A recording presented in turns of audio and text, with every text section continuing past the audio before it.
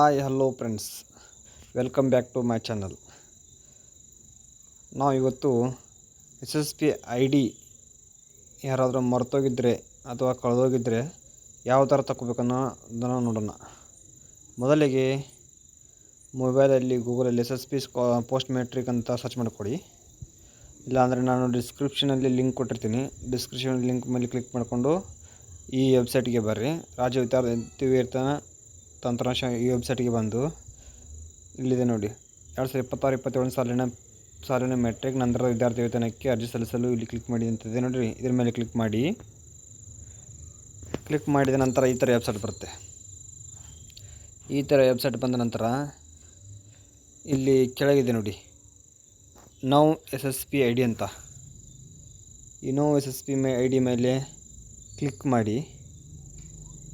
ಮಾಡಿದ ನಂತರ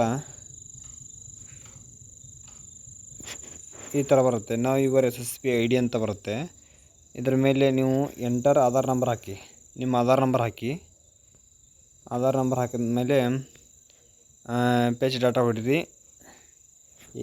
ಆಮೇಲೆ ನಿಮ್ಮ SSP ID ಬರುತ್ತೆ. ಈಗ ನಾನು ಒಂದು ಹಾಕಿ ತೋರಿಸ್ತೀನಿ ನೋಡಿ.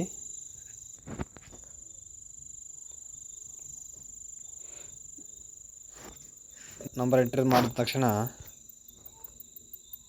ಇಲ್ಲಿ ಪೇಜ್ ಡಾಟಾ ಅಂತಿದೆ ನೋಡಿ, ಇದ್ರ ಮೇಲೆ ಕ್ಲಿಕ್ ಮಾಡಿದ ತಕ್ಷಣ ಈ ಥರ ವೆಬ್ಸೈಟ್ ಓಪನ್ ಆಗುತ್ತೆ. ಇಲ್ಲಿ ನಿಮ್ಗೆ ತೋರಿಸ್ತಾ ಇದೆ ನೋಡಿ, SSP ID ನಂಬರ್ ತೋರಿಸ್ತಾ ಇದೆ. ಅದಾದಮೇಲೆ ಸ್ಟೂಡೆಂಟ್ ನೇಮ್ ತೋರಿಸುತ್ತೆ.